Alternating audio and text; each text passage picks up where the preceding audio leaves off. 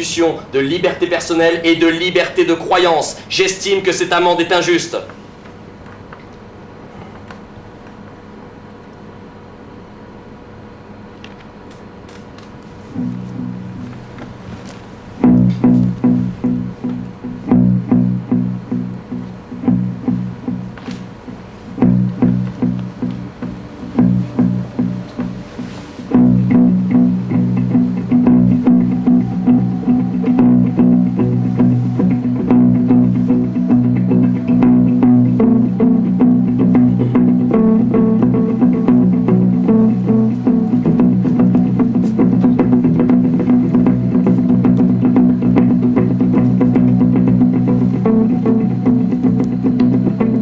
La planète Terre s'est créée il y a plus de 4,5 milliards d'années. Elle n'a pas toujours connu la même répartition entre les océans et les continents. Parce que la croûte terrestre est soumise à des mouvements permanents. Les plaques tectoniques se déplacent les unes par rapport aux autres. Certaines se séparent, d'autres rentrent en collision et forment des chaînes de montagnes. Le long de ces plaques continentales et océaniques, du magma remonte et arrive en surface, en formant des volcans. Ces phénomènes sont souvent très lents, mais ils ont une grande influence sur les climats de la Terre. La biodiversité subit des modifications incessantes. Les espèces s'adaptent, évoluent, apparaissent ou disparaissent.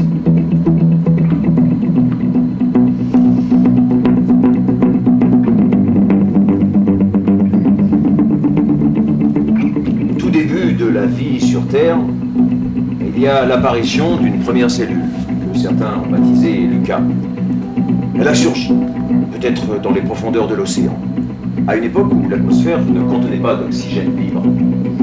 Cette première cellule serait l'ancêtre commun de toutes les espèces terrestres, végétales et animales.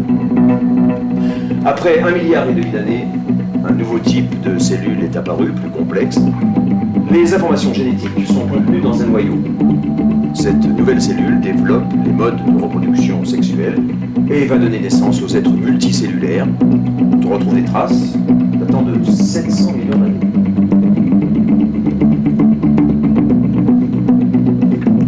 Les premières formes vivantes prolifèrent dans les milieux aquatiques.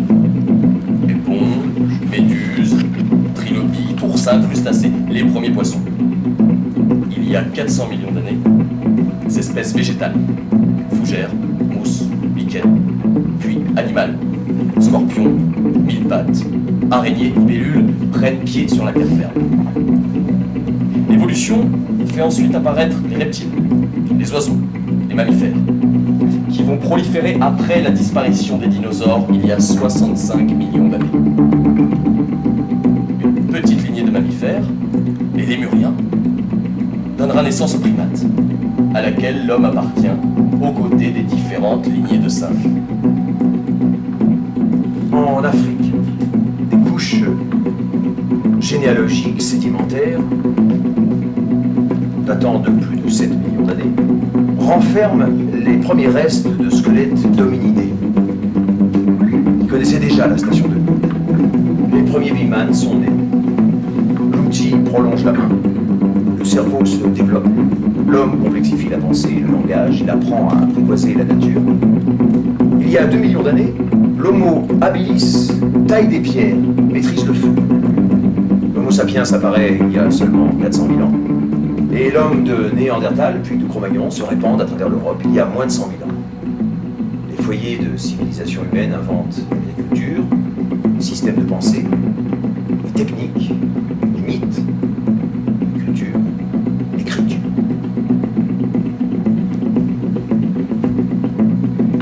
Dès l'origine de la reproduction sexuée, une grande partie des caractères d'un individu lui sont transmis par ses parents, par l'intermédiaire du code génétique. Une grande partie de ce code est partagée par tous les membres d'une même espèce. L'homme partage à 99,9% son génotype avec celui du chimpanzé. Les mutations génétiques, qui proviennent de petites erreurs dans la duplication du code génétique au moment de la reproduction, seraient à l'origine de brusques variations dans les caractères des espèces. transmission du code génétique par hérédité explique la continuité et la variabilité des espèces.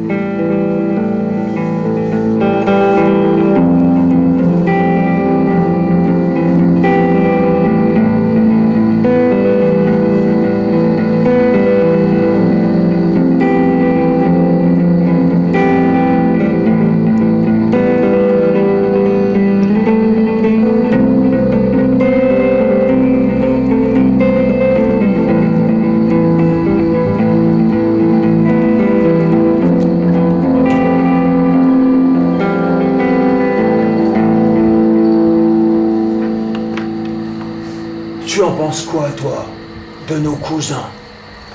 Tu veux parler des humains? Oh. Si tu veux mon avis, sur le plan physique, ils nous arrivent pas à la cheville. Mais dans la tête, là c'est sûr, ça tourne bien. D'ailleurs, ils font des découvertes formidables.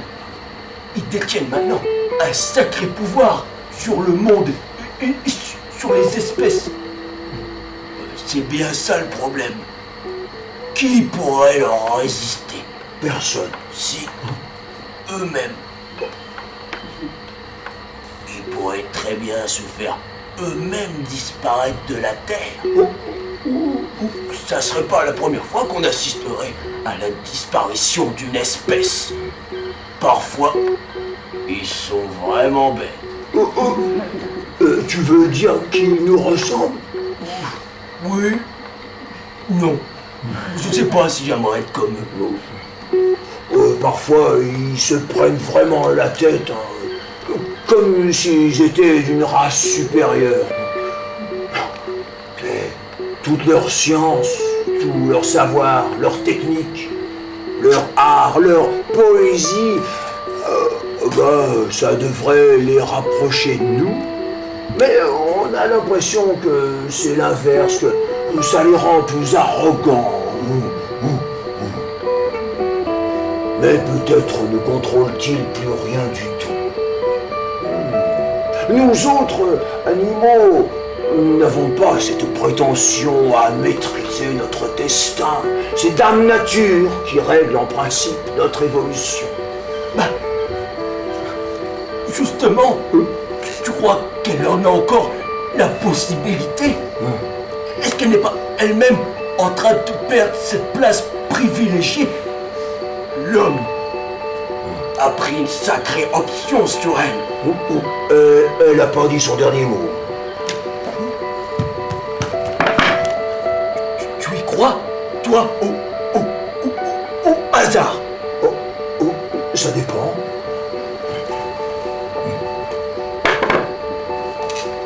Certaines choses dépendent du hasard. Par exemple, si tu nais garçon ou fille. Mais d'autres dépendent de lois incontournables. Donc, par exemple, si je lance un caillou en l'air, il va retomber sur la terre. Les étoiles, la terre, les montagnes, nous, les humains. Est-ce que tout cela est dû au hasard ou à des lois ou encore à ce qu'ils appellent des dieux? Pour ma part, je n'ai pas besoin de l'hypothèse Dieu. Ça, c'est une opinion personnelle, hein, ça ne regarde que moi. Pour le reste, je pense que le monde, une fois qu'il est lancé, continue sa course, en obéissant à la fois à des nécessités et à des choix imprévisibles, dans des milliards de choix. Mais alors, même si tout cela est formidable, il n'y aurait pas besoin d'imaginer un grand dessinateur? Oh non, il y a des